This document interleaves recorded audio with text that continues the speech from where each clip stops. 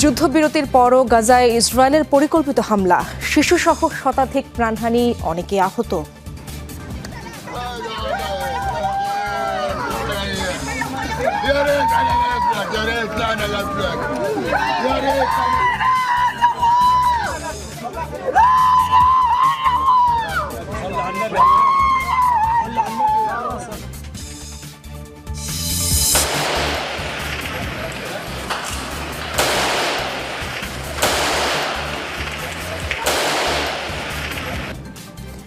অপরাধ দমন অভিযান ঘিরে রণক্ষেত্র ব্রাজিলের রিও ডি জেনেরো। একদিনে নিহত 64, অধিকাংশই গ্যাং সদস্য বলছে আইনশৃঙ্খলা বাহিনী। ভেনেজুয়েলার প্রেসিডেন্ট মাদুরোকে উৎখাতের পরিকল্পনা করেছিল মার্কিন গোয়েন্দারা। অপহরণ করতে বিপুল অর্থের প্রলোভন দেখানো হয় এপির বিশেষ প্রতিবেদন। গাজায় যুদ্ধবিরতি উপেক্ষা করে আবারও আগ্রাসন চালালো ইসরায়েল। মঙ্গলবার প্রধানমন্ত্রী বেনিয়ামিন নেতানিয়াহুর নির্দেশে কয়েক দফা হামলার শিকার হয়েছে উপত্যকা। প্রাণহানি বেড়ে দাঁড়িয়েছে 104 জনে, যার মধ্যে 46 জনই শিশু। আহত 250-র বেশি। তেল আবিব শর্ত ভঙ্গ করায় জিম্মিদের মরদেহ হস্তান্তর স্থগিত থাকবে বলে জানিয়েছে হামাস। এমন পরিস্থিতিতে যুদ্ধবিরতির কার্যকারিতা নিয়ে তৈরি হয়েছে অনিশ্চয়তা, শঙ্কা। যদিও মধ্যস্থতাকারী যুক্তরাষ্ট্রের দাবি, এখনও বাতিল হয়নি চুক্তি। ধ্বংসস্তূপের মাঝে আবার ধ্বংসযজ্ঞ, থামছেই না ইসরায়েলি বাহিনীর বর্বরতা। গাজায় অবশিষ্ট 13 ইসরায়েলি জিম্মির মরদেহ হস্তান্তরে গড়িমসি করছে হামাস, এমন দাবি তেল আবিবের। একই সাথে রাফায় এক ইসরায়েলি সেনার উপর হামলা চালানো হয়েছে এমন অভিযোগ তুলে মঙ্গলবার উপত্যকায় জোরদার হামলার নির্দেশ দেন ইসরায়েলের প্রধানমন্ত্রী বেনিয়ামিন নেতানিয়াহু। যদিও ওই ঘটনার সাথে কোনো সম্পৃক্ততা নেই বলে জানিয়েছে হামাস, যদিও তাতে কান দেয়নি তেল আবিব। গাজা সিটি সহ অন্তত 3টি স্থানে ব্যাপক বোমাবর্ষণ করে ইসরায়েলি সেনারা।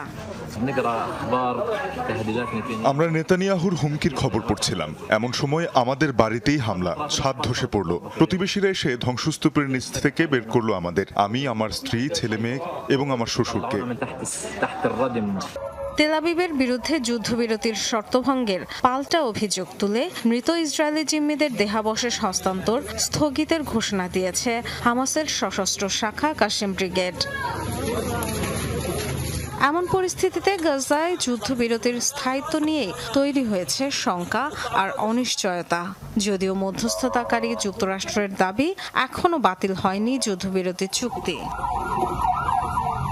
গত 10 অক্টোবর গাজায় যুদ্ধবিরতি কার্যকরের পরও নানা অজুহাতে নিয়মিতই গাজায় আগ্রাসন চালিয়ে যাচ্ছে ইসরায়েল। উপত্যকায় শর্ত ভঙ্গ করে চালানো হামলায় এ পর্যন্ত প্রাণহানির শিকার 94 ফিলিস্তিনি।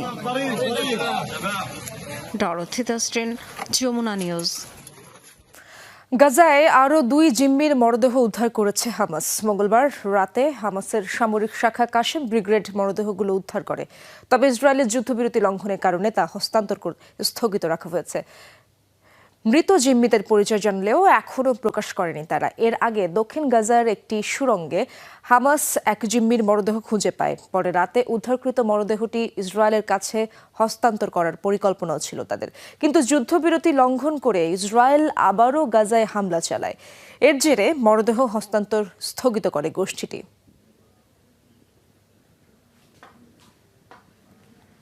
ব্রাজিলের রিও ডি জেনেরোতে অপরাধ দমন অভিযানের সময় নিরাপত্তা বাহিনীর সাথে সংঘর্ষে 64 জন নিহত হয়েছে, আহত হয়েছে শতাধিক মানুষ। মঙ্গলবারের ওই অভিযানকে কেন্দ্র করে রীতিমতো রণক্ষেত্রে পরিণত হয় রিও ডি জেনেরো। কর্তৃপক্ষ জানায়, মাদক অপহরণ, হত্যা এবং নারী পাচারের মতো অপরাধের সাথে জড়িত এসব অপরাধীরা। অভিযানের সময় নিরাপত্তা বাহিনীর ওপর ড্রোন দিয়েও হামলা করে গ্যাং সদস্যরা। ঠিক যেন সিনেমার কোনো অ্যাকশন দৃশ্য। অপরাধীদের অবস্থান লক্ষ্য করে চলছে নিরাপত্তা বাহিনীর মুহুর্মুহু গুলি। মঙ্গলবার রিও ডি জেনিরোর বিমানবন্দর সংলগ্ন এলাকায় চালানো হয় বিশেষ অভিযান। এতে অংশ নেয় 2500-এর বেশি সদস্য। অত্যাধুনিক যুদ্ধাস্ত্র নিয়ে চালানো হয় এই অভিযান, যার লক্ষ্য ছিল ব্রাজিলের বহুল আলোচিত রেড কমান্ড গ্যাং। অভিযান শুরুর পরপরই পাল্টা হামলা চালায় গ্যাং সদস্যরা। গুলির পাশাপাশি ড্রোন দিয়ে বোমা ছোড়া হয় নিরাপত্তা বাহিনীর সদস্যদের লক্ষ্য করে। তারই প্রেক্ষিতে অভিযান আরও জোরদার করা হয়। সন্দেহভাজনদের দেখার সাথে সাথে গুলি করতে থাকেন যৌথ বাহিনীর সদস্যরা। অভিযানস্থল থেকে বিভিন্ন ধরনের সমরাস্ত্র উদ্ধার করা হয়। জব্দ করা হয়েছে 200 কেজির বেশি মাদক। কর্তৃপক্ষ বলছে মাদক ব্যবসা, নারী অপহরণ, হত্যা এবং গুমের মতো অপরাধের সাথে জড়িত এসব গ্যাং সদস্যরা। আমরা 2010 সালেও এ ধরনের অভিযান চালিয়েছিলাম, তবে এটি তার চেয়ে অনেক ব্যাপক। আমরা বিপুল পরিমাণ অস্ত্র এবং মাদক উদ্ধার করতে পেরেছি। নভেম্বরে ব্রাজিলে অনুষ্ঠিত হবে জলবায়ু সম্মেলন। তার আগে দেশটির নিরাপত্তা পরিস্থিতি সামাল দিতে এবং অপরাধ নিয়ন্ত্রণ করতে এই অভিযান। মীর মুশফিকা হাসান, যমুনা নিউজ। আবারও আলোচনায় ভারতের কুখ্যাত লরেন্স বিষ্ণোই গ্যাং। কানাডায় ভারতীয় বংশোদ্ভূত এক শিল্পপতিকে হত্যার দায় স্বীকার করেছে গোষ্ঠীটি। এর আগেও কানাডার আলোচিত খালিস্তানি নেতা হরদীপ সিং নিজ্জার হত্যাকাণ্ডেও জড়িয়েছিল এই গ্যাংয়ের নাম। জেলে বসেই দেশে বিদেশে অপরাধ জগৎ নিয়ন্ত্রণের অভিযোগ রয়েছে গ্যাংটির প্রধান লরেন্স বিষ্ণোইয়ের বিরুদ্ধে। নিজেদের স্বার্থে ভারতের সরকার এই গ্যাংকে মদত দেয় রয়েছে এমন অভিযোগও।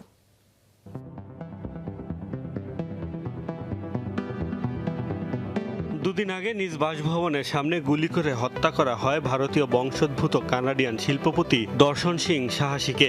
চাঞ্চল্যকর এই হত্যাকাণ্ডের দায় স্বীকার করে সামাজিক মাধ্যমে পোস্ট দিয়ে ব্যাপক আলোচনার জন্ম দিয়েছে ভারতের কুখ্যাত বিষ্ণোই গ্যাংয়ের সদস্য গোল্ডি ধিলোন। সম্প্রতি ভারতের টেলিভিশন ব্যক্তিত্ব কপিল শর্মার ক্যাফেতেও একাধিকবার গুলি চালায় এই সন্ত্রাসী গোষ্ঠী। এর আগে আলোচিত শিখ নেতা হরদীপ সিং নিজ্জার হত্যাকাণ্ডেও বিষ্ণোই গ্যাংয়ের সম্পৃক্ততার অভিযোগ ওঠে। গত 1.5 দশকে একের পর এক অপরাধে জড়িয়ে রীতিমতো ত্রাস সৃষ্টি করেছে বিষ্ণোই গ্যাং। পাঞ্জাবের জনপ্রিয় গায়ক সিধু মুসেওয়ালা এবং ডানপন্থী নেতা সুখদেব সিংকে হত্যার দায় স্বীকার করে তারা। হামলা চালায় সালমান খানের বাড়িতেও। গত বছর মহারাষ্ট্রের 3 বারের বিধায়ক ও সাবেক মন্ত্রী বাবা সিদ্দিকী হত্যার দায় স্বীকার করেও আলোচনার জন্ম দেয়। এবার বিদেশের মাটিতে একের পর এক অপরাধে নাম জড়িয়ে নতুন করে আলোচনায় বিষ্ণোই গ্যাং ও এর প্রধান লরেন্স বিষ্ণোই। জেলে বসেই অপরাধ জগৎ নিয়ন্ত্রণ করেন লরেন্স। প্রথমে রাজস্থানে কারাবন্দী জীবন কাটালেও পরে দিল্লির তিহার জেলে সরিয়ে নেওয়া হয় কুখ্যাত এই অপরাধীকে।